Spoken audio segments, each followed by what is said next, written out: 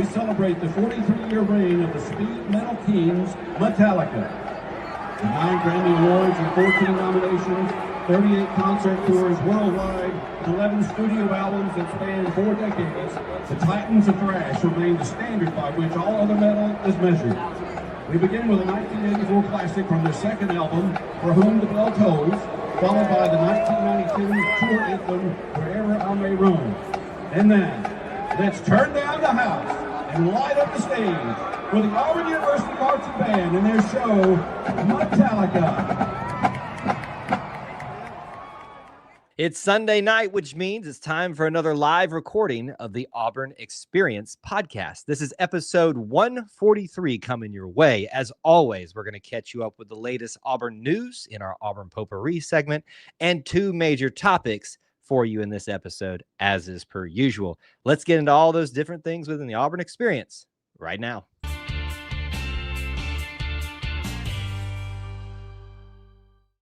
David Housel described it best. We are living the whole of the Auburn Experience. You can quantify it or qualify it through a variety of methods, time, people, places, and things. But at its heart and at its core, the Auburn Experience is all about 3 things: Auburn sports, Auburn culture, and Auburn family stuff. An easier way to say it, though, is if it's orange and blue, it is what we do. So thank you so much for joining us in what we're going to be doing today on episode 143 of the Auburn Experience podcast. I'm your host, as always, Kyle Loomis. And when I can decide to bring him into the screen on time for the show, Mr. Austin Scott, my co-host, is back. Welcome back. Thank you, sir. You know, I was just hoping I could have like the Chris Collinsworth like slide in to sit next to Al Michaels. I thought that would be a great effect, but nonetheless, we don't have that quite yet. You know, it was funny. I was sitting here watching, and then sorry for the audio folks. This is one of the joys of getting to watch the live stream. And even y'all don't get to see this in the backstage. I can literally see Austin down in the corner just waving at me constantly. And I'm like, what is he waving at me for? It's like, does he know he's on camera? It's like, oh, he's not on camera. Anyway, this is the joys of watching the show. We appreciate, no matter how you guys get it, watching, listening to all the different formats, watching clips throughout me. This is what you get here. Sometimes we're just kind of bringing the show together as best we can. Sometimes even after trying to understand games like we just did. We got, I know we say it a lot, Austin, but we got a lot to talk about this week, a lot to discuss, a lot to break down. We will discuss Oklahoma, and we will discuss the questions about the game. Not so much questions anymore, but how do we process the things that have been confirmed? And yes, Auburn potpourri segments with lots of different Auburn news topics. So, yeah, look, I'm going to do my best, Austin. I want to jump ahead to main topic number 2 and just start right into it because I have so many thoughts about that. I know you do too.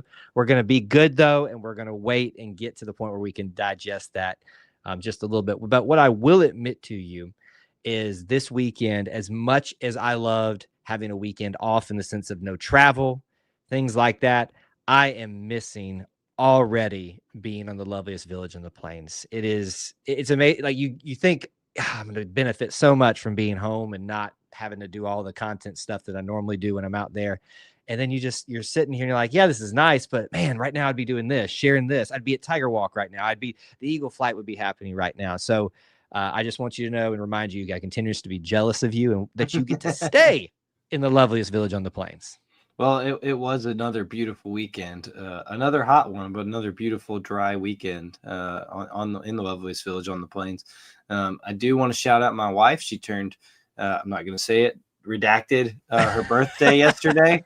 Her birthday was yesterday, and so Emily and her family were in town, and we got to celebrate her all day with some good college football. But we took our campus walk even on away weekend. Yeah, I was going to ask, do y'all still do that or not? Or yeah, we still try to, but especially did with the family in town and had to make the rounds and had a lot of siblings and brother and sisters-in-law who graduated from Auburn but haven't been back in a little bit. So got to show them some new sites and construction and all the things. But it was quiet. There wasn't a lot of people out and about like normal, but it was still a good time to be out on campus. Yeah, well, happy birthday to Emily, but I don't even actually know what birthday this is. We're just gonna say whatever one she wants it to be. That's right. That's what it is.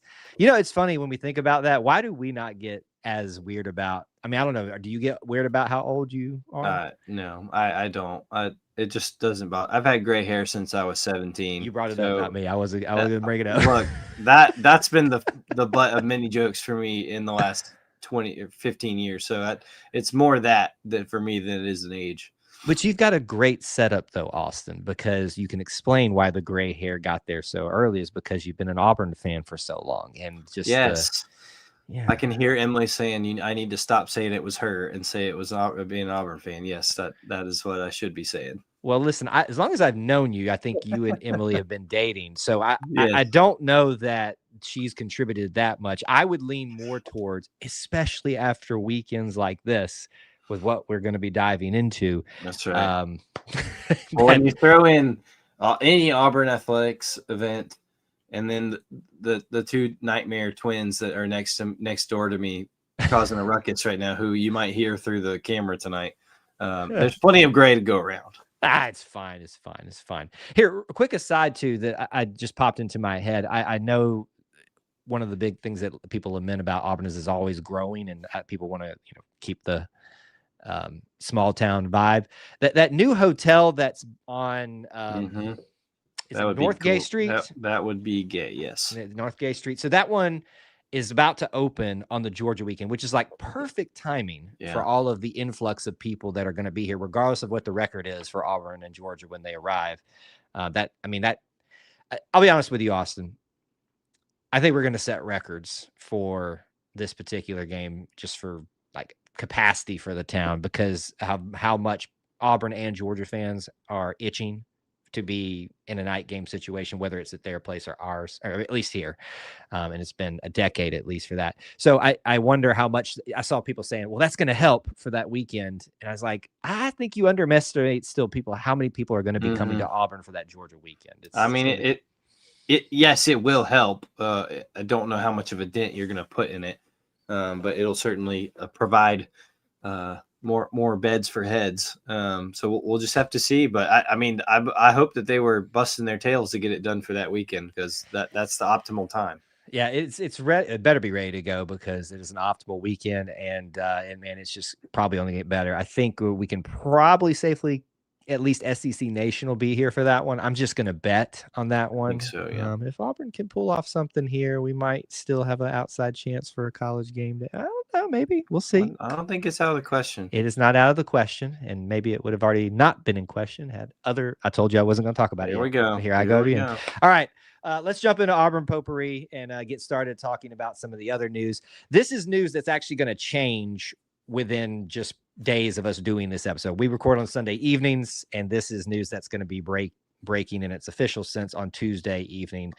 As happens most times in seasons, during football seasons, you get the updated schedule, or at least something for like SEC schedules for the upcoming years. The SEC announced last week that they will be officially releasing the SEC schedules for the next 4 years. Am I correct on that, Austin? Yes. Next 4 years. Yep. And then you will get your quote unquote, I think it's annual is the term. I think permanent is what people keep saying, but it's more annual opponents. And they have openly said that it is going to be reassessed every 4 years, which is why it's being planned out for 4 years. So we've talked about this, and certainly I think you and I will spend a big portion, if not a main segment next week, diving into what we find out. I'd just like to know, do you have any other predictions? Any change of I know what you want. I know we've discussed that, but what do you think is going to be the announcement for Auburn's 3 annual opponents in football? Yeah, I think in true SEC fashion, we'll get a nice hour-long special on Tuesday night that'll just drag it out, I'm sure. Just give it all to us at the beginning and let y'all talk. That's all we really need to know. My guess is, man, I'm going back and forth. I'm gonna say that they give us what I want, and I'm gonna say it's Auburn. Yes, Auburn will be playing the themselves. games. Yes, which is scary true enough in itself. Alabama, Georgia, and Mississippi State is going to be my prediction. See, I thought you were going to say Alabama, Georgia, and the refs, but that's a given. That's a given. So you say officially Alabama, Georgia, Mississippi State. Sure. I think that just makes too much sense, but my gut is now telling me it's going to be Vanderbilt because of this notion that we are going to evaluate this every 4 years. And I Yeah. think people recognize the difficulty that comes with playing Alabama and Georgia every year. Currently, times will change. Yes, it is coming, Alabama fans, and it's kind of already happening right now. I think Vanderbilt is probably what's going to happen. So I differ from you just by one team, but we both knew that the Iron Bowl, Deep South's oldest rivalry, was going to be preserved. We'll find out in short order because it'll be just a few days after you're listening to this episode, and we'll talk about it on the next one. Next up, we got to talk about some more unpleasant things. And you and I have mentioned this on previous episodes, and I know it's not everybody's cup of tea for us to dive into this world, but as we sit here today on Sunday on the just hours after the memorial for Charlie Kirk and everything that happened the last couple of days, week or so with that, today was not his funeral service. That's going to be more private, but a memorial that was put on by his organization and everything else. This week, I feared this was going to happen, Austin. We saw a lot of this happen across the country of people just being very insensitive towards that situation and being very just hateful, just absolutely hateful towards someone that they disagree with. And a lot of times it was in the world of employees of universities being saying some very disgusting things. And unfortunately, it eventually did get to Auburn. There were some individuals, I'll just say, because I don't think we know the official word on how many and who all it was that were let go because of their insensitive remarks on social media. Been a lot of discussions about, is this a free speech issue? A lot of discussions about, right, wrong here.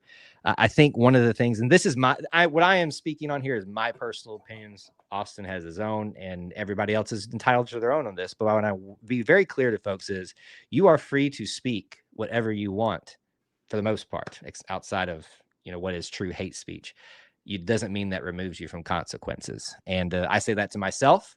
It's one of the reasons that we're sometimes very careful what we say here, because we recognize there are consequences, some small, some big, for what we say. So President Roberts put out, I thought, a very well-written statement and addressed the issue, quoting, the values that Auburn has. And I continue to point back to that for a lot of the reason that I make on some of those things. And it definitely doesn't align with the line in the Auburn creed of mutual helpfulness and bringing happiness to all. And so I very much agree with the statement. I hate that has to happen to that individual, but they made their choices and there are consequences for that. But, if there's any thoughts that you had on that, or if anything that you wanted to add.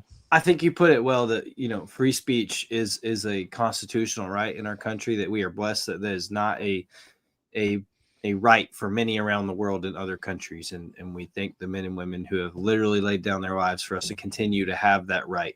And that is protected by, in this country, that you can say what you want. But I think Kyle put it very well that you are not free from consequences of that speech. And as with employers or with, the maybe non-professional consequences that come to whatever it be, it's still very important to realize that, what you put out on social media does have consequences. And, we saw that play out in a real life way at Auburn and across the country this week. Yeah. So I hope that we're now going to see less and less of this, but unfortunately it did get to the plains as it kind of swept the country. Some of these discussions that were happening, sometimes a little bit too much, and sometimes just because I would remind folks, just because you have the ability and the freedom to say something doesn't mean you should. With that, trying to move away from some of those more serious topics here, I do want us to discuss some more schedule news. We love talking about schedule news here. It gives you more reasons to come to Auburn, things like that. And Auburn Gymnastics has finally put out their 2026 schedule. It throws me off, Austin, to be honest with you, because every once in a while you'll get an official meet, not just like a preview scrimmage or orange and blue meet situation, like in December. Not this time. So you have to technically call it the 20. In that case, you would have to call it the 25, 26 schedule. This is the 26 schedule outside of them having a preview meet or something like that. Look, I love this schedule just looking at it. I'm not going to sit here and act like I am the expert on all things gymnastic. I just see a lot of variety here, a lot of things to like. Anytime you have Alabama on the schedule at home, boy, that gets people in the seats. And so let me run through it real quick, and I'll let you say anything that points out to you. At home versus NC State, on the road versus Arkansas, at home for Florida, road Georgia, home for Kentucky, on the road for LSU, but then at a neutral site with North Carolina, NC State, Boise State, at home for Alabama, on the road with Oklahoma. That's going to be a tough one.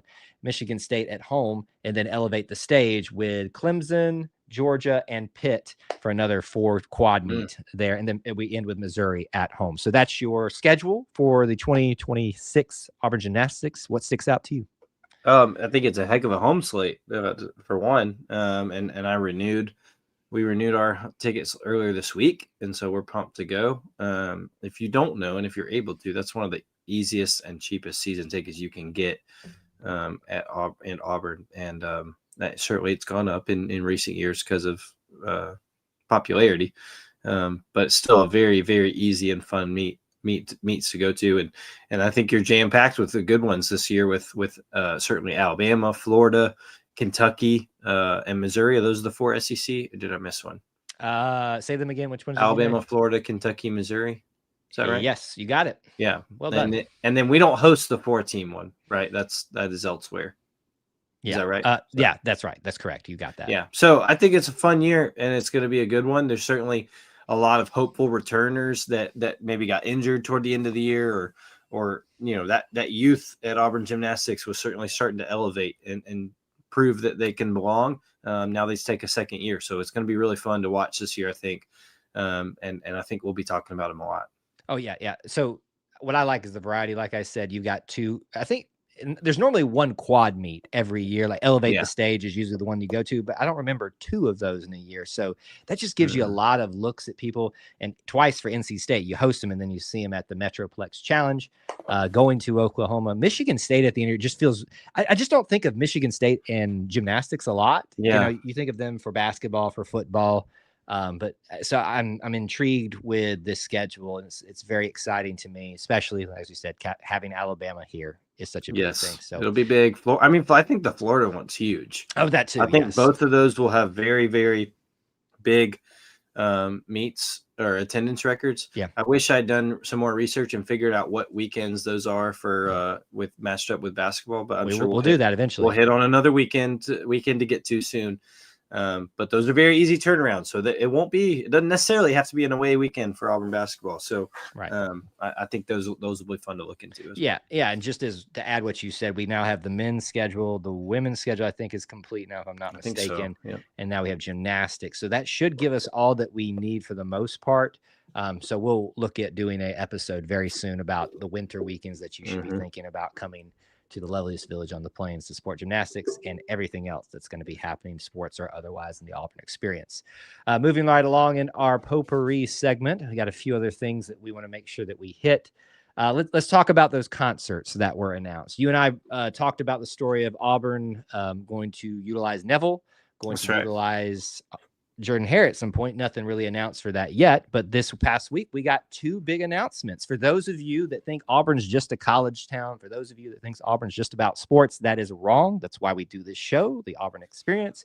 You now have 2 opportunities coming up in the near future to go see some other things on the plains and maybe pair them with some other things that may or may not be happening. I haven't looked how they line up with things necessarily quite yet, but first thing that was announced this week, Campus Nights, which is going to be obviously through Peachtree Entertainment. This is all of that company partnership that helps organize these things. I'll be honest with you, I don't think I'm hip to the groove here, Austin. A lot of these names, maybe I'm just too old now, but Campus Nights is going to be featuring Josiah Queen, Holvey and Claire Leslie, which is going to be worship-driven music. I have not heard of them. Have you? Never heard of him in my entire life. Too old. I'm not old as I thought it was. You got more gray hair than me. So. I got more hair than you do, period. Whoa! Shots fired back. Well done. It came out and I texted Emily and she said, "Who's that?" And I said, "I don't know." I said, "This is not the first concert news I was expecting to hear from Auburn." And you'll get to the others in a minute. Yeah. But I've never heard of them. But I'm sure, look, they know their demographic. I'm sure that there's youth screaming at us through their phone right now. That how do you not know those individuals? I don't even remember their name. So I'm sure it'll be good. We'll hear about more. Maybe I'll do some research on it this week. Saturday, November 15th, Neville Arena, and tickets are already on sale. Yeah, because it was announced before the Friday that it says that they're going to be available. So if you're interested in that, good night of worship, probably something you should be attending given what's been going on in the world, if you are a believer, especially. So please do consider that and check that out. Parker McCullum is the next one announced. That's for February 13th, though, in Neville Arena. It's also going to have Jake Worthington and Tyler Halverson with his special guests there as well. I think I'm somewhat familiar with this one. Looks more in the country music kind of vein. I believe I'm bigger name bigger for name. sure. That's more on the lines of what I was expecting to hear. So I'm not surprised. I think that one will be pretty heavily. The other one could be too. I feel like that one's a pretty safe bet. And the interesting thing about this is in the middle of basketball, gymnastics season, all of that. So once again, I haven't looked how that lines up with everything that may or may not be going on. My guess is probably an off weekend for all of I would think that is an away weekend. Yeah, because if this is as popular as maybe some people say it's going to be, this is another little good one to add to your repertoire. So you already got one in November, you got one in February. This is just the first two that they've announced. These are opportunities, once again, for you to come enjoy Auburn, even when the sports that you're necessarily following are happening right now. You'd have to think too that, I don't think we're super far out from getting a Jordan Hare announcement sometime. It can't be in the fall. I don't think that's when you pull off in the off weekend. And so it's got to be in the spring semester or the summertime, I would think. So yeah, maybe we'll get some news on that too soon. I'm still waiting for that Jeff Dunham tour. I'm telling you, the second that happens, man, the Zach Brown concert, the day that happens in Jordan Hare. Wow, Jessica front row to like that day. I'll tell you, think I'm kidding, but she probably agrees with me on that one. We'll see if that happens though. All right, well, that's all we had for Auburn Potpourri, at least time for this week. Let's jump into our main topics this evening. We obviously have so much to discuss in this segment that we saved during football season for Auburn, recapping the week of football. Auburn versus Oklahoma. Is there something that's going on? You were froze on the screen there for a second, Austin, looking at me like this, like literally, like, what's going on? Am I doing something wrong? I have nothing.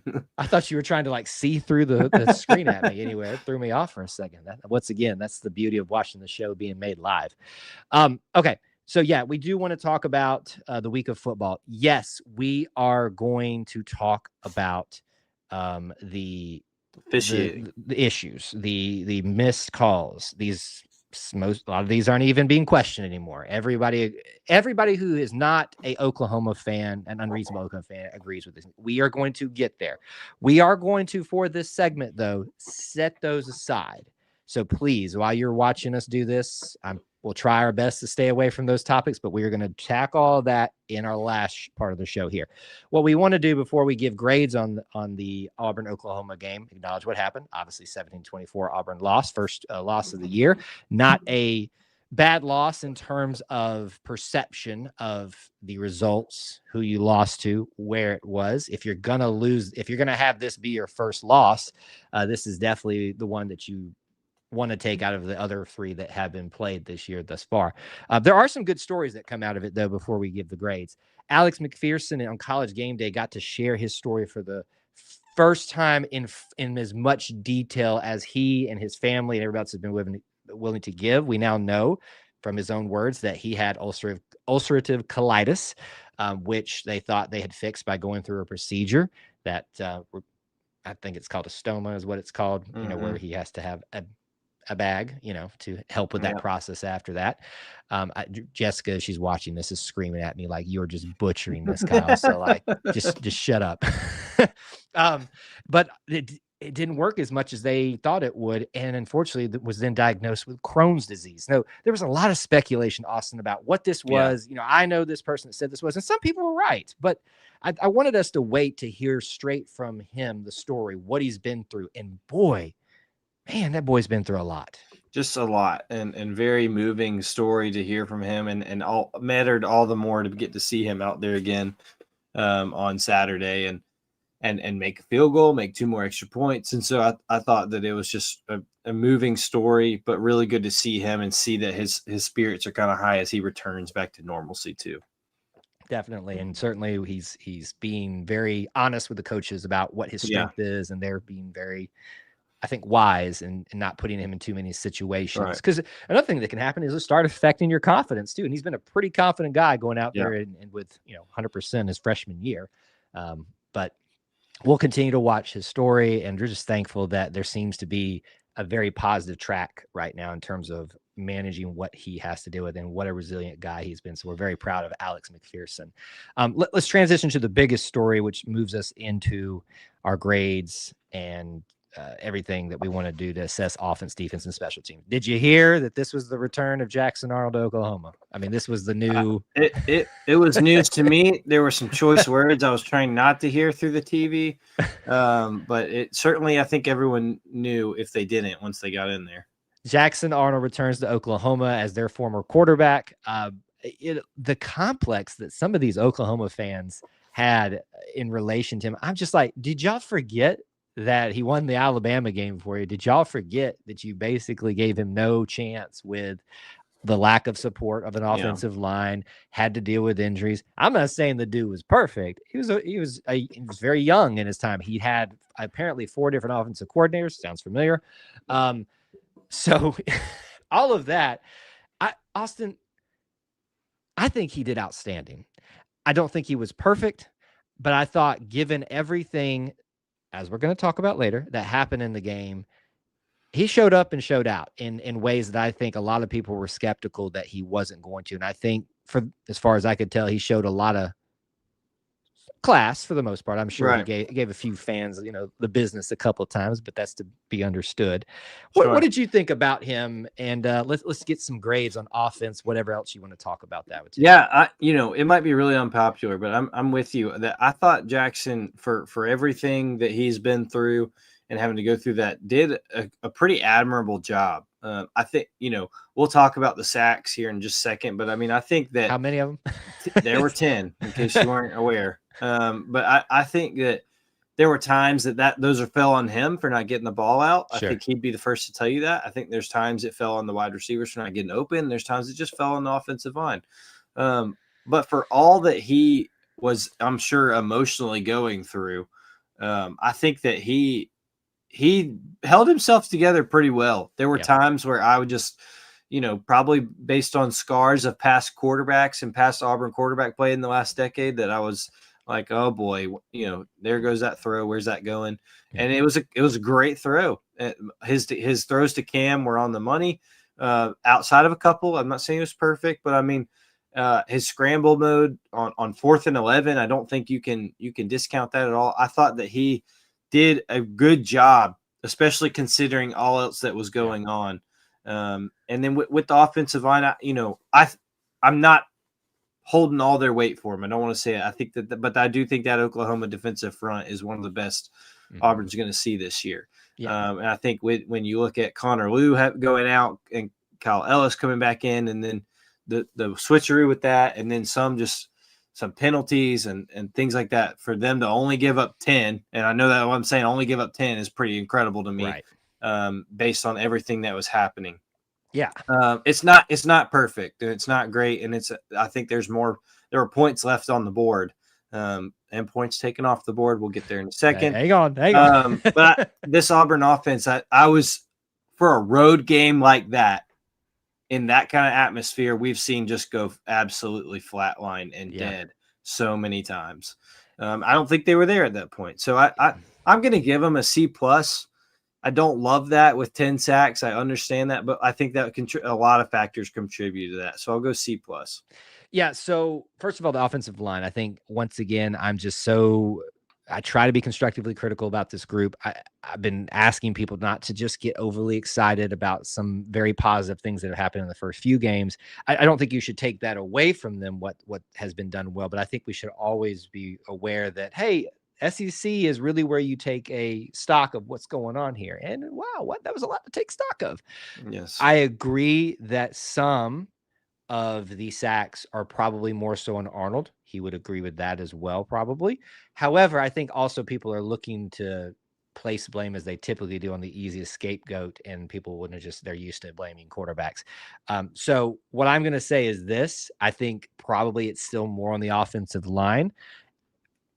A little bit upset about their play to be honest with you. Yep. But once again, I think they have shown improvement in other areas, and they were going up against a really strong defense. As you brought up, really good spark was Ellis coming in with Connor Liu, who I said, oh, if this guy's out, we're done. Like, we're done. Mm-hmm. Like this, we thought we had sacks this time. We're going to have more sacks now. He came in there and held his own. I watched his very first play, and dude just held up like a wall and said, hey, man, I'm like barely 17, but, Yeah. or whatever. He did an outstanding job. So we got to give some credit to him and everything that happened there. Wide receivers, fine. They weren't given. They got some opportunities. Some were overthrows. I wish Cam had finished running on his route, that one as well. People forget that. I sit at about a C. You got to give the offense credit for going down there and taking the lead in the fourth quarter. Absolutely. After everything that happened, and I know we all want to blame one unit or one quarter, one person or something like that. But, we sit here and I see so many people say, well, Jackson's got to throw the ball, get the ball out more, well, if he's holding certainly there's some points where it's like, there's a read, you just wing it, just go for it. But there's also a point when we're sitting there and seeing him stand in the pocket and wait. Well, he's being given time too. So it's not, there's give and take here. You can't say the offensive line is absolutely getting smashed when they're being able to give him time in some areas, but then the quarterback is also not throwing the ball. So it's both. And I think as a unit, they all have to work together. We've said that so many times on the show that it all has to work together to be able to work. WT, one of our viewers and loyal listeners here too, also brings up that a lot of quarterback design runs ended up in the backfield. It was not, that's where I do agree that I think some subsec is focusing too much on bad coaching decisions. I do agree that was tried one too many times. Many times. And I totally, I felt myself saying, we've seen that doesn't work several times. and I was going into the game really thinking, I thought Damari Allison and Jeremiah Cobb could have a big day. They did have shining moments. And I think, like you said, we just tried maybe to fit that peg in a square hole one too many times there. But look, against a really good Oklahoma defensive front like that, a really good defensive-minded coach in Brent Venables, you live and you learn. I really think it'll help Auburn down the road to have gone through this game and still have every opportunity as bad as maybe the offense felt. I think there's a lot of blame to go around. I think there are some good things that did happen in this, going down and taking down the lead. That's why I can't give them anything less than a C, because I did see things that were encouraging given all that was going on. Defense, look, so much talk about the defensive backs not showing out. We thought they were going to be a strength. What's wrong? Something must be wrong. But hey, boy, they showed up against an offense that was supposed to be one of the best that Oklahoma has ever had, because they've got one of the best quarterback they've ever had, is what we were told all week. John Mateer, I thought, is not bad. He's a good quarterback, but if that's what we're going to go off of as elite level play, outside of one drive, I don't know. I mean, maybe, the truth lies somewhere in the middle. I think Auburn's defense did an outstanding job for the most part. Wish they had held for that last little drive there, but you can understand they'd been fighting all game. And then you also got to give credit for Oklahoma and Mateer making the plays when they really count. So credit goes to them. I'm going to sit at Austin. I think I got to give them an A, given the context of the criticism that was around them, a lot of the different units as well. I think Sylvester Smith was the second leading tackler, so a defensive back. He's just just laying the wood on people. He came in there and just flew in the backfield everywhere. I just love watching Sylvester Smith play. What else stuck out to you, and what's your grade from the defense? Yeah, I had an A too. I don't see how you can't. Like you talked about with John Mateer, I mean, it's been Heisman front runner all week long. Those are the words we've heard with him all week long.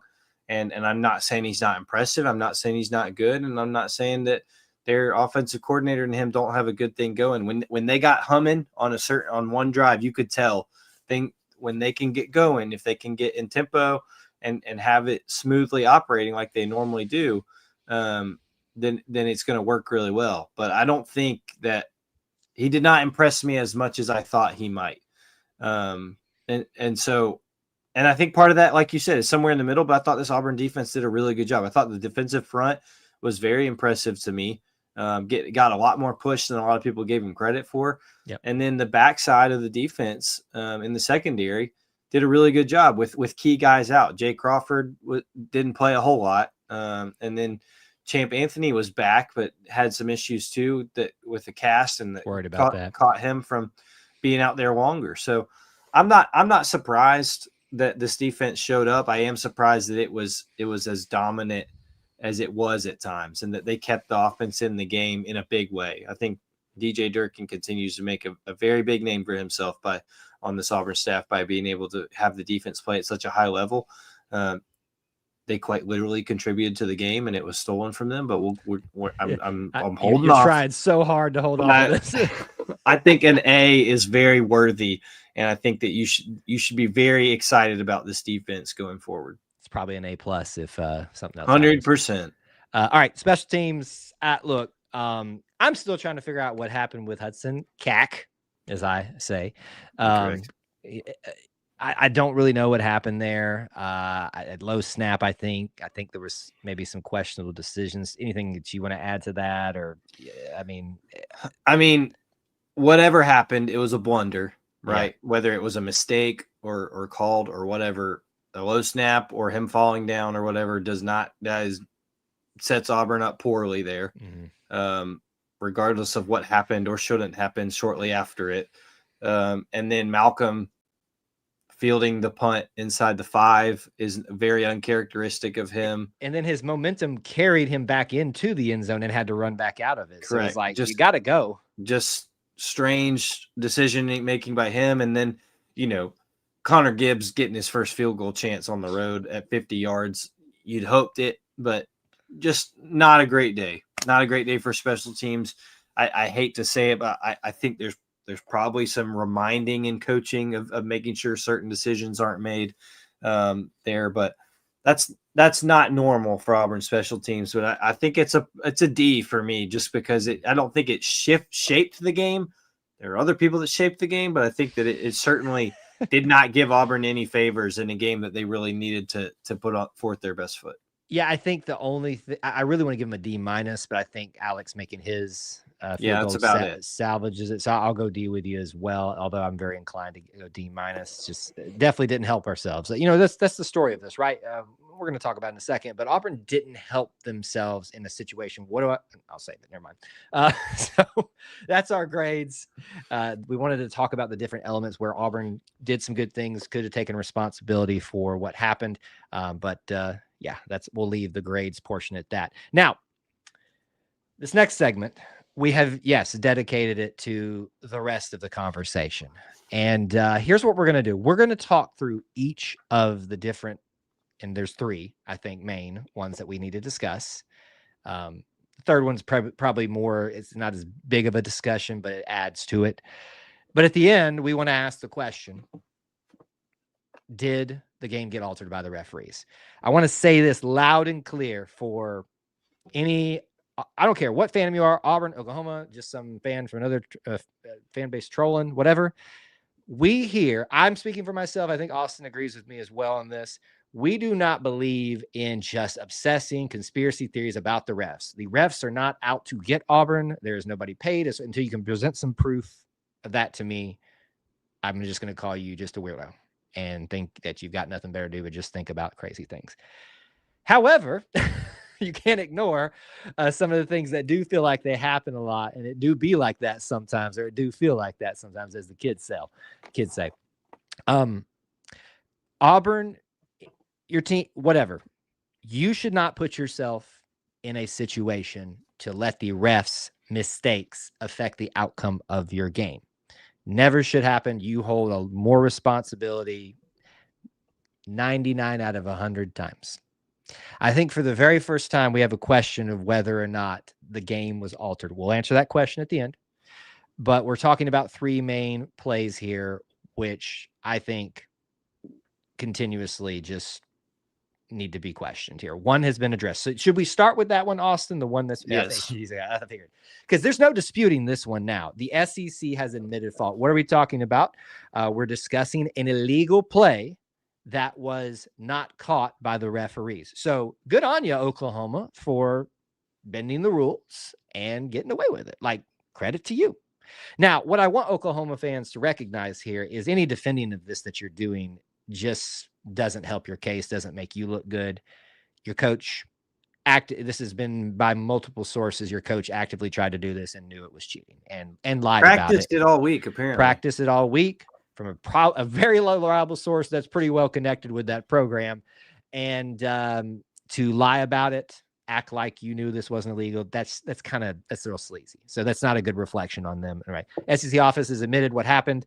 The player acted like they were coming off the field. They were instructed all year that you cannot do that. It's called the water bucket play. I ran it in high school as well. And look, when it was legal, it was legal. When it's not, it's not. And it was not a legal play. Should have been called back. Should not have been a touchdown. That does not mean that Oklahoma still doesn't score on that drive. I mean, it was still a lot of momentum shifting at that point. Austin, it's just so difficult to make peace with. It's incredibly difficult to make peace with. And look, I'll be honest, it's very similar to Virginia with double dribble. Not a lot of us knew in the moment, right? Like not a lot of us knew right there as it happened, said, no, you can't do that. That looks like a double dribble because it went off your knee and then your foot, or that looks like a deception play. And that's illegal this year. But the pros and the SEC analysts, referee analysts came on very quickly after, said, you cannot do that. That was harped on this year. Coach Freeze said it post game. That was talked about pretty heavily all off season about not doing that. New and improved OC from Washington State comes over and decides he's going to do it. And so and they off do people after he does it. And so look, at the end of the day, the SEC has already assured us it's wrong. And so and that they'll handle whatever appropriate action they think necessary. And so, make sure the Band-Aids are out for the slaps on the wrist that are coming. But the fact of the matter is it shouldn't have happened. It did. They're not going to take a touchdown away, and they're not going to retroactively call it a tie. But it happened, and it's really unfortunate that Auburn falls the brunt of it. Now, I think that there's a real question of what happens if it is called, because a lot of people say, well, they would have scored anyway. Well, I mean, we got the Heisman front runner, blah, blah, blah. It's 2nd and 22. You get a 15-yard penalty unsportsmanlike at 2nd and 37. And that's out of field goal range at that point in the game. And Auburn's defense playing like it was. I just think it drastically affected the game in that scenario, especially. Yeah, put a lot of momentum on Oklahoma. Now Auburn, look, they came back and took the lead. We all know that at some point at some point did take the lead, but it should not have happened. And we count on these referees who are experienced, and we trust them to know the rules. They go through all off-season workshops just like coaches and players do, and they. The head of officials, all these heads of officials come to media days all over the country and explain what the new things are this year and what they're doing.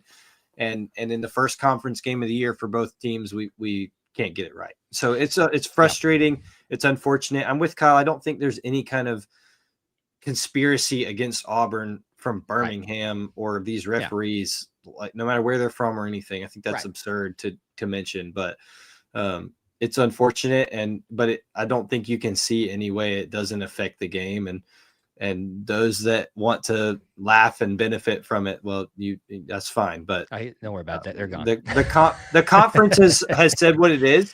It does not change what happens. Yeah. It does not change what happens, and it worked out in Oklahoma's favor. So props to them. But as we said, props to you bent the rules. You knew what you were doing, and to lie about it and to defend it is just a poor reflection on your team, your fan base, all that kind of stuff. Certainly. And so just accept it. You cheated. You got away with it. It's fine. Props. Move on. Props on you too. Let's move on to the next one. Let's talk about the overturned fumble for a touchdown.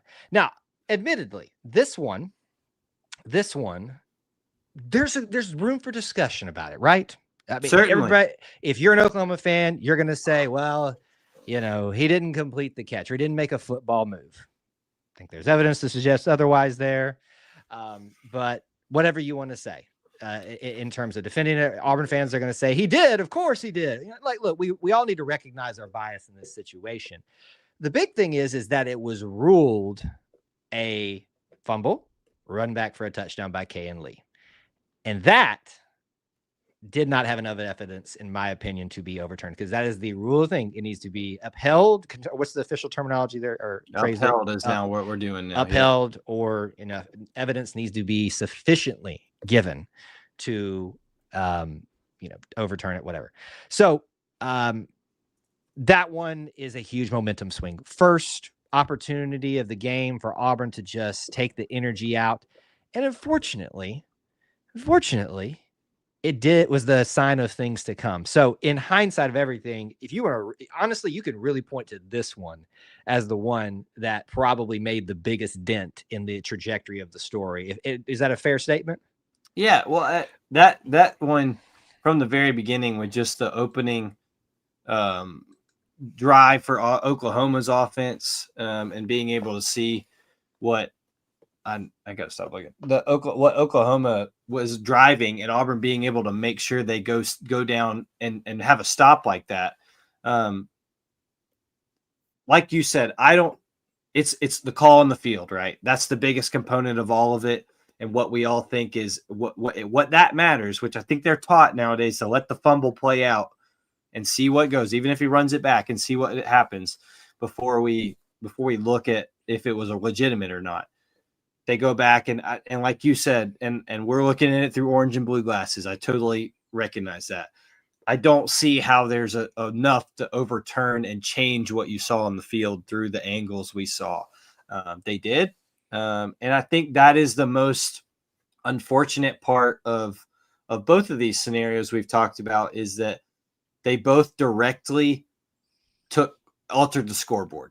Right. So many of these times, these big plays we talk about, and it's like, well, we don't know what would have happened, or they might have scored anyway, or there were legitimate scores and into the end zone, and they were either taken away or they were still added. And those do affect the game right then and there. It's not so much of a domino effect at that point. It is and how the rest of the game is played, but those are real examples very quickly. Right. No, I don't think that it was incomplete catch. And I know I've got orange and blue on right now. I understand it, but I just don't see how you overturn that. I think there's a lot of neutral people also who have contributed to that argument. At the end of the day, like we said, it happened and it went the way it did. Thought Auburn's defensive front did an incredible job holding them to a field goal there. It's still points they got on the board that Auburn did not. So absolutely. Yeah, definitely some room for discussion there, but it's still very much more on the biggest evidence I will give of that is the neutral places agree with Auburn on both of these pretty much. So definitely the first one. Second one, still some discussion to be had. Now this third one, look, this is just kind of adding on to it, and it doesn't need to be discussed as much, because what this is just a referee not being turned around properly, which frankly needs to be addressed. I get that you're trying to get out of the way of the play, but hey, Auburn calls what was actually a really great play call to run a wide, I guess you'd call it it wasn't a halfback pass, it was a wide receiver pass, double pass. What a throw, by the way. Eric Singleton? Didn't know it. Did not know he had that. I was not familiar with your game, sir, in that way. What a pass. I mean, look, probably a little high, but it's Cam Coleman. And as he had been showing the entire game, you just throw it in his vicinity unless someone is literally hugging him. Can't argue this, Oklahoma fans. Pass interference the entire way. Literally, we have photo. You can go to our social media, got the image of him being hugged as he's reaching up to go get a little bit high of a ball, but it's in Cam Coleman's window, and that's the rule with that. It is, without a doubt, pass interference. The referee has his back turned, can't see it, and that's to take. That would have been. We did score eventually on that, so that's another argument from Oklahoma fans. That you scored eventually. So it still matters because that's more time on the clock, which means if you guys score, we have more time to work with. Thus hopefully our offensive lineman can get it together and not have a horrendous last drive. Wow. So, I mean, you had enough sacks already. What was a few more? Right. So I think it's as simple as that, Austin. It adds to the frustrations of this. It builds the story. The refs wrecked this game for Auburn. Is there anything to add to that? Yeah, no, I think that it was pass interference. I don't know I don't think they've asked the Oklahoma defensive back individual, but in college, it's just 15 yards instead of spot the foul. For all we know, he was trying to do it instead of give up the touchdown. But like you said, it was more in this case of the referee not being able to, the closest referee not being able to see. I wouldn't want to get run over by two D1 college football players either. So I understand him running. But I think that when you look at that, it's another example in this game of the referees having an issue just calling the game at all. You build quite a resume here. Now, like you said, and I totally agree about Auburn scored anyway. I understand that. And I think that that's a big key in this one and why this one's not as big. The other two, we don't know how it would have played out. In this one, we got to see thankfully, you could even argue there was a little makeup call there if we want to go in solidarity here, Oklahoma fans, that there was that Auburn ended up getting the points anyway. And that certainly is a case to say, well, what does it matter? Certainly that is a big case, but no one wants to see the game affected by these referees, especially a marquee game like this. I truly think that this was probably the best game of the day. I didn't get to watch a lot of other ones. But there was some good football, but this is good. Yeah, I think this was one of the better ones of the day, and it's just unfortunate. This is what we're talking about, the majority of it, and all across the national landscape, not just on this show, right? Not just Auburn fans whining, quote unquote, but the vast majority of people across the country are talking about how difficult the officiating was in this game. So it's unfortunate. Oklahoma wins. Look, please hear me say, Oklahoma won. And they did enough. I predicted Oklahoma would win this game last week. I did as well. Okay, so it happened, and I get that, and I'm okay with that. Yeah. So I will say this, and I just want to put this out there because I'm not like going all the way here. I'm not saying, but how unfortunate is it for our sport that if we get to the end of the year and this game is in the loss column for Auburn. Yep. And we're all talking about it on what it matters. Should they get in? Should they not get in? That's just not good for the game. It's not good for the game. And I think that's where most people are at. From most level-headed people are at with this is nobody wants to see these referees in black and white decide some of these games and affect some of these games. We want to see these kids who are now employees. We want to see these kids and all their talent be able to make the plays on the field. Absolutely. So once again, to kind of conclude things here and answer the big question, let me just put this all out there because as you've been able to tell, if you've been in a live chat, there's been some typical responses from some Oklahoma fans. Once again, discussing something is not crying about something. It's called having a discussion. Adults understand that those that there's not much else to do out there, regurgitate the same things on social media and act like they're brave on. So, Oklahoma fans that have been good, that have been in the chat, that's your people. You need to deal with them. Or else we will. So, look, the question is at hand. Did the referees change the outcome of this game? We have walked through each one of those scenarios. Here's what I'm going to say, Austin. I'm even going to take the non-pass interference. Let's take that. That was worth discussion.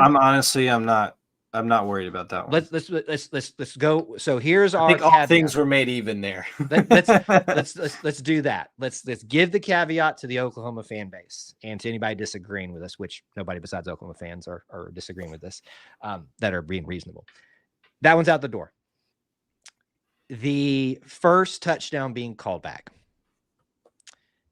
That right there to me is big enough for the momentum, knowing what we know about the rest of the game. And look, it's a butterfly effect. I addressed this in the post-game show. You don't know what changes the trajectory of this and that and that, but we can make some assumptions. Oklahoma's offense really wasn't having a ton of success against the defensive Auburn for the majority of the game. So we can reasonably assume that continues.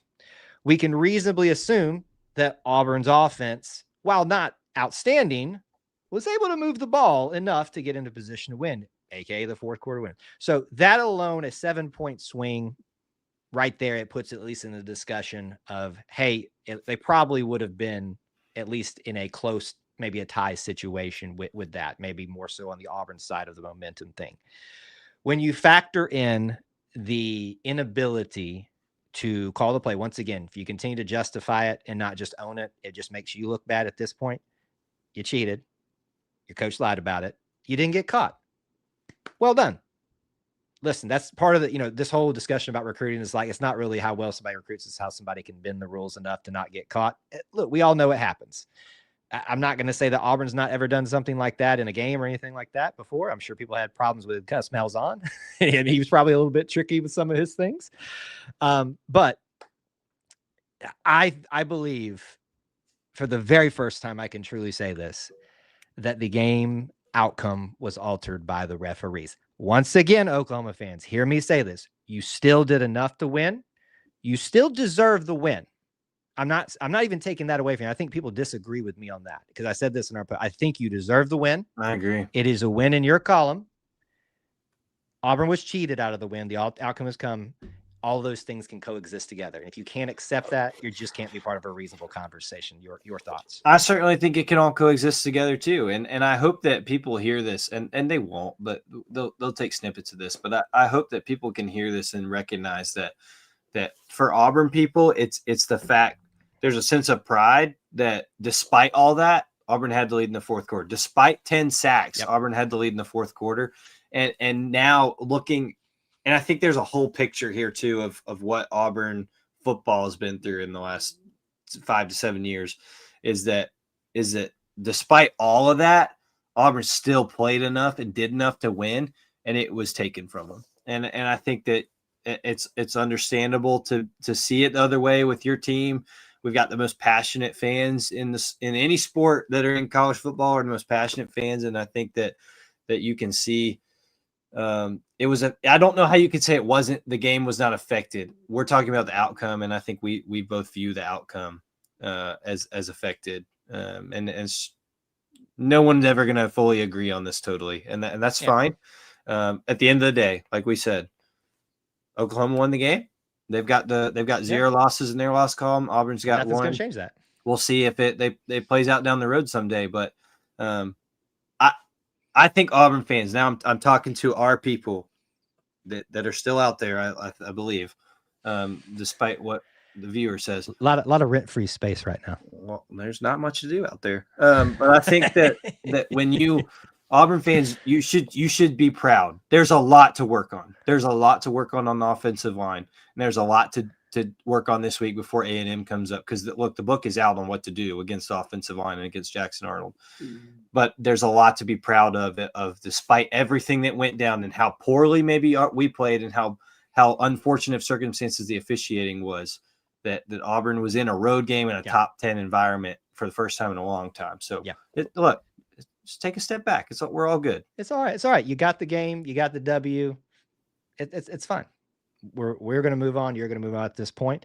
And the reality is we need Oklahoma to continue to look good to make our loss look even better. So that's right. I can't say at this point, based off some of the behavior of them, that I'm probably going to be rooting for them, but I won't be upset. I think they're going to be a daggum good team. Yeah, I really do. I think they're going to be a good team. I do think they were a good team. So I think we've captured it all there. We spent a lot of time on just the football weekend. Obviously, there was a lot of discussions that needed to happen at that point. So we'll tie a bow on it there for right now and put that as the cap on everything right there before some more rent-free space comes out, as you can see it rolling in. There are shows, listen, there have been some very good. There are very good Oklahoma fans certainly in the chat, and we've got some of those. But some of y'all, anyway, Austin. As always, we want to say goodbye to folks before we live out of here. If they want to catch me, they can do so on X. I'm kind of on there at Kyle Loomis 24. E2C Network accounts everywhere. Just DM us, email us, e2cnetwork@gmail.com. Where can they find you? Well, I'm hesitant to put this out there. Do it. Do it. At Austin G. Scott is where you can find me on X, on Instagram. Look, it was fun. Well, I think a lot of people had a really good time in Norman. Oh, yeah. From Auburn at their first time. And I've heard for a long time that it's a great college town and great place. And I think that was proved by a lot of people who got to visit out there. So definitely. I hope that I get to make that trip one day. And hopefully we can all see a good game without the referees involved. Yeah, absolutely. Absolutely. It'll be nice if that can actually happen, but that's SEC reffing right there for you. There you go. For all people involved in that. You'll learn eventually. I was about to say, it comes back to bite you eventually. So just wait. All right. With that being said, we're going to close out episode 143. Thank you so much for joining us, and we appreciate you being here. As we leave you, we want to remind you in the Auburn Creed, we ask you to do justly, love mercy, and walk humbly with God. Until we talk to you again, War Eagle. War Eagle.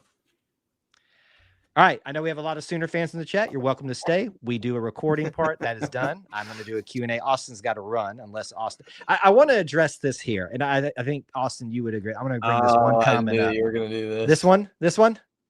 Yeah. This one right here? All right. So let me address, because what I have learned a lot is people need to really think before they talk. Lying by omission is still lying. So some of you need to understand, just because he didn't blatantly say, yeah, that's not an illegal play, that doesn't mean he wasn't lying. Lying by omission is still lying.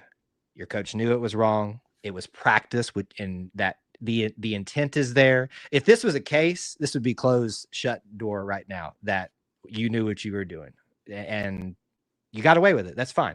So lying by omission is still a lie. It's not bold to say it. It's just facts. And that's okay. Listen, I think that's the thing that Oklahoma fans need.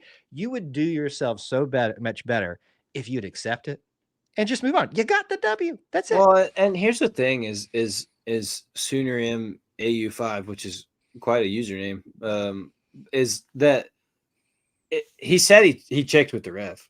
And so I think what we all want now is, we've heard the statement, we've heard the vague promise of accountability will be taken. If the ref told him that he was fine, then let's hear it. Then we all have a common enemy here. Let's hear it, because you will have a common enemy because of the SEC refs. Trust me, it's coming. But if what he said is true and he checked with the ref to do it, which I've never heard of happening, that we tell someone what we're about to do. But I don't believe that happened. It could have, but I think we as football fans and as fans of our school deserve to know if that happened or not. We won't. We will not. But that is, in my opinion, false information. So we'll just see. And can I add to that, Austin, as well? Sure. This is actually something that's in defense. It's going to sound like it's in defense, because it is. Because to the point is we told the ref, actually, no, you didn't, because what's supposed to happen when you're that far out, the far out boundary guy is supposed to technically acknowledge, I'm on the line. That's usually that's the traditional way, or I'm off the line, because you have to have somebody on the line of scrimmage. I could be wrong. I could be. Watching back the replay, I saw no indication of him acknowledging to the ref, I'm on the line, acknowledging that I am in play. So let's stop with the semantics. It was an illegal play. You knowingly practiced it. You knowingly did it. You knowingly lied by omission. That's it. That's the facts. You got away with it. You won. It's over with. It's done. It's fine. Look, it's fine. It's probably not going to happen, but it'd be a lot of fun to play this game again in Atlanta. Oh, it would be so much fun. It'd be a lot of fun. It'd be a lot of fun. So we'll see. Really random before I talk, because Corey, I was so confused on what you were talking about. Like at the very beginning about staying away from your workplace. And now you're saying you're doing some landscape on new STEM and ag building. Yeah. That is so interesting that you say that. So, he's saying that for a reason. Okay. I think you've indicated here why. Have I? Why I think not on the show, but I think Conquer Club. Maybe you've indicated. Sorry, we're talking in code right here for a reason, because we haven't opened up about something yet. But we're going to talk about it in a couple weeks. But that is just really interesting and totally took me by surprise. I'm pretty sure he would not tell me that, and not without knowing. So wow, we're talking in so much code, and I was like, "What are they talking about?" I'm probably just forgetting, but it threw me for a loop. It's not bad. We'll talk about it eventually. I'm in the interim here, but anyway. Boomer Sooner Nation, thanks for coming by tonight. We appreciate the extra views. It'll help Kyle give me a bigger paycheck this month. I hope it'll give me a bigger paycheck too. So maybe it helps everybody out too. All right, Austin, thanks for hanging out. I'm still here, folks, but we wanted to say goodbye to Austin real quick. Sounds good. See y'all. War Eagle. See ya. War Eagle.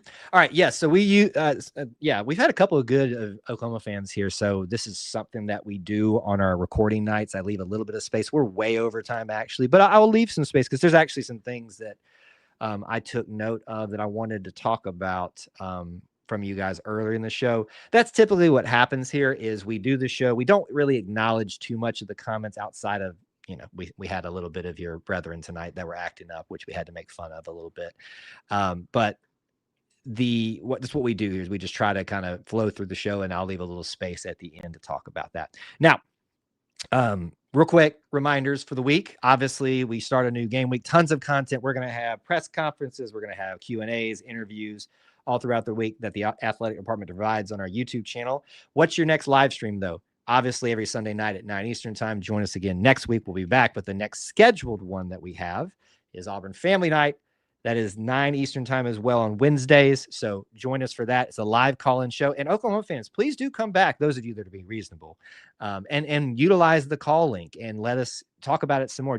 We will be moving on to the Texas A&M game, but that doesn't mean we can't talk about it a little bit more. So if you felt like we didn't do justice to the discussion, and that is a great space for you to come in and explain your point, as long as you're here to do it in a fun and productive manner and not just be your typical message board, keyboard warrior type of fan. That's available to anybody. Please do make sure that you come on in and hang out with us. We appreciate different perspectives all the time, because that's what makes a good show, right? Is different perspectives and different things, even if we think they're silly. I need to stop. I need to be good. All right. So that's what you can look forward to this week. Post-game shows and preview shows. We'll announce that those are typical schedules this week as well.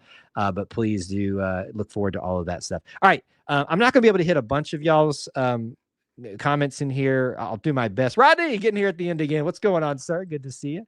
And thank you for I haven't agreed with everything that you've said, rhyming lemon, but you have been a very reasonable person in discussing and stuff and representing you, I'm assuming, Oklahoma very well. So I do love to give credit where credit is due. It's a very hard lesson for so many people on our side too, to learn that, you don't have to be a jerk and you can just be part of a good discussion. So anyway, we appreciate, we want to show appreciation where that is. Let me come back to a few things here.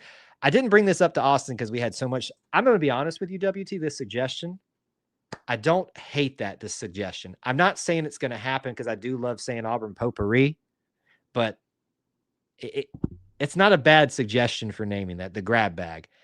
It maybe needs a fine tuning, but I want to give props to that as well. So that was a good suggestion as well. Unbeaten Lake said this earlier in the show as well. I don't know if Arnold can be coached out of holding the ball too long. Feels like a mental thing he's got to snap out of. You know what's interesting about your assessment of this Unbeaten Lake? I've seen just as many people criticize him that he doesn't take long enough to read or to go through the progressions that he needs to go to. It's like they say, one read and go. I'm like, so he can't win, and I'm not saying that you're wrong in your assessment. It's so funny how people will see things so differently, and then everyone's convinced, no, my way is right in this. It's just something I found interesting. I wanted to point out. It's from BVK earlier. Why can't Auburn hire a good special teams coordinator? I feel like it's a little hyperbolic to assess. He's first year here, at least first time as staff. He's been on staff previously in other roles, I believe. Chad Lunsford. I think that's a little bit of an overstatement. But Auburn's been going through a rough special teams stretch here, so I get why you feel that way. And we already talked about this other thing that I starred, so I'll take that one away. Let me get back over here and see what you got going on in the chat. What else do we need to discuss, talk about, all those different things? This goes back to thinking it's a conspiracy. I feel like the review guys in Birmingham reviewing these calls may be a Bama alum. It does feel like that sometimes, doesn't it? But it's in Birmingham, and they'll try to tell you that's an even town, and it's just not. It's just not. It is what it is, folks. This is from Rhyming Lemon. What a name. I have to slow down and read it. Jackson Arnold's issue is that the fast reads, he hesitates. The longer reads, he's good with. He'll always go as good as his offensive line will let him. He's got the wheels and the cannon of an arm. I don't think that's too bad of an assessment there. I don't know that I've seen too much hesitation on the quick reads. I'm not saying that I'm right in that assessment. I really think everyone's just got a different thought about how this is supposed to be, and they think they know the offense the best, me included as well. And that's just not usually the case. Like we see a minute thing on TV. They're seeing the whole field and the context within that as well. And, even if you're at the game, you think you see everything, but you don't really. But what I'll say is this: he's not a perfect quarterback. He's a very talented quarterback, though. And I think your point to having support is something that we've been dealing with here with our quarterbacks. I have never once said that over the last, since Bo Nix, that we have had outstanding quarterbacks, but people act like the only problem, and sometimes the biggest problem is the quarterback. When your quarterback's getting sacked 10 times, that's usually a bad sign. And sometimes it is more nuanced than just the offensive line failed them. It's from Rhyming Lemon as well. It says you'll appreciate this. How do you guys feel? How you guys feel is how we felt with the last game we played against Oklahoma State. It hurts to live with, but at least you'll have a chance in the future. We won't. Well, maybe you'll get that game back someday. Maybe. The bad thing is we won't get a chance at you outside the SEC championship game for another 3 years, because 2 years off and then back on again. But yeah, it'd be fun to. I'd love to see this as a rematch this year if it's possible. Let's see here. This is from another OU fan. Lots of OU fans tonight. As an OU fan to Auburn fans, you have to take this away from the game. If Arnold connects a few more passes to Cam Coleman, who is a dog, you win. Yeah, and that is certainly when we discuss the whole questions and whether the refs affected the outcome of the game. We did all the allowances of the other elements. So I hope you heard that part of it, that Auburn does not help us.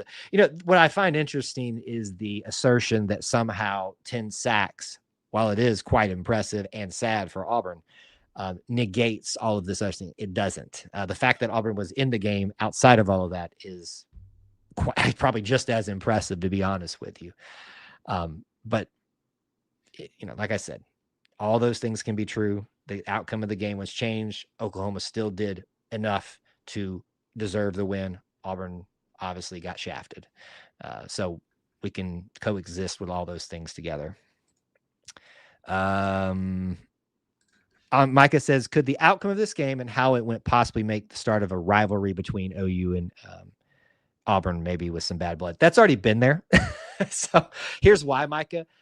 They were not supposed to be, and this is going to stir them up anymore, in the 2004 game and the championship game, because they didn't win their conference championship, and thus Auburn was the only other defeated team and should have been officially in the national title, which is why they can claim it after that, because the winner of that, which destroyed them, was not there. Anyway, there's plenty of bad blood there. Somebody will also say, to be a rivalry, you got to win a game. No, but I think your point stands. This is great fuel to a fire for something else, especially when you're coming into a league. But anyway. All right, guys, we're going to get out of here. Thanks for hanging out. We did meet some great Oklahoma fans tonight, so please always feel welcome to come and enjoy the discussions. We will play Texas at some point down the line, so I'm sure we can all have commonality in that. So we'd love to have you back over here to be productive parts of and fun parts of the discussion, because there's always good things that we can have from great other perspectives out there as well. Thank you guys so much for hanging out with us this evening, being part of our little family within the Auburn family. And as always, we really appreciate you. I already said it, but I'm going to remind you every chance I get. From the Auburn Creed, I hope that you do justly, love mercy, and of course, walk humbly with God. War Eagle.